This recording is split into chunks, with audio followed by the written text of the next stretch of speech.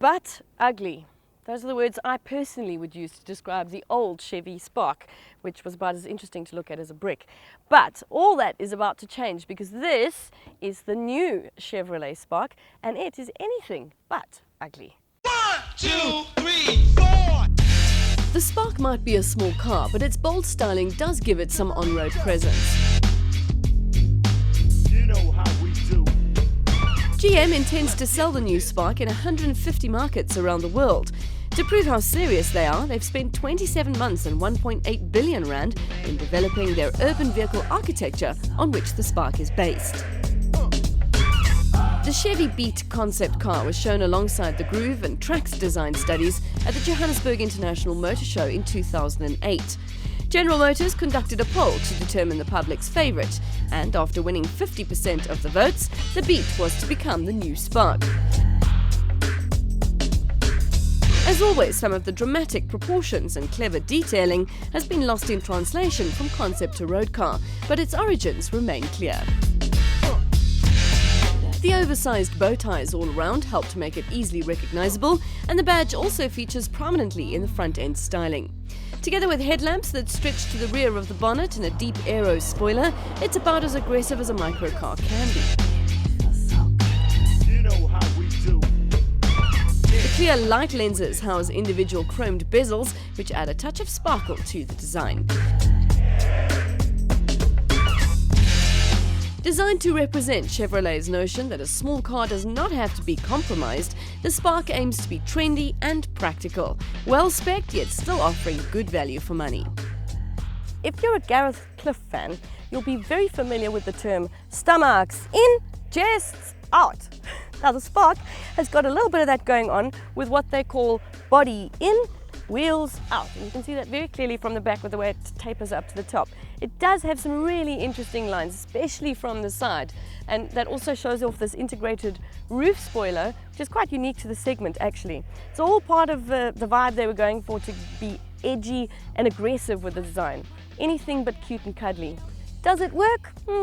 Still making up my mind. Thanks to the extensive use of high-strength steel, the Spark boasts the stiffest body shell in the A segment. This enhances its passive safety, as does the clever pedal retraction system, which helps to prevent the driver's lower leg area from injury during a severe impact.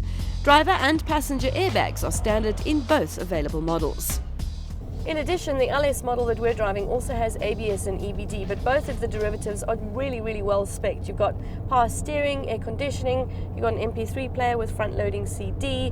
There's plenty of stuff in this car, and this model is 10,000 Rand extra. For that you get electric side mirrors, power windows on the front, and you get auto-locking doors. So it's all very well spec'd. The only little bit irritating thing is that there's no unlock button for the whole car, and it doesn't open with just the door, which I guess is a safety feature, but it is a little bit irritating.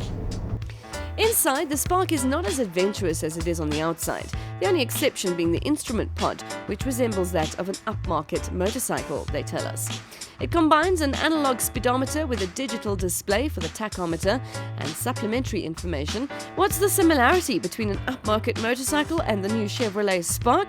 Beats me, but I'll have a guess. Noise! That's about the only thing I can think of that would make this slightly similar to a motorcycle. Don't get me wrong, there's nothing wrong with the engine. 1.2, 60 kilowatts, 108 Newton meters of torque. Nice power and delivered nicely. But for all the spiel in the press release about super absorbent this and special insulating that, I did expect it to be a little bit quieter at the higher speeds. Maybe it's expecting a bit too much from a 1.2 engine, because they can be quite noisy. It does ride more comfortably than a motorcycle, with the usual McPherson strut front and torsion beam rear suspension proving more than up to the job. Quirky design details aside, the designers have done a good job of getting the most out of the Spark's compact dimensions. It sports one of the roomiest cabins in its class, and there's also a useful 170 litres of luggage space.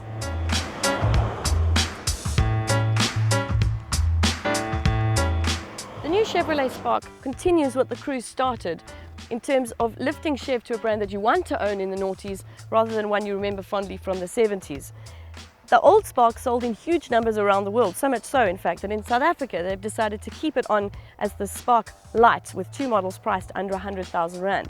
This at 115 for the L and 125 for the LS should also get its fair share of buyers. If it was my money, I'm not sure that it would be my top pick, but it does offer a good all-round value for money package, and it's not bad ugly.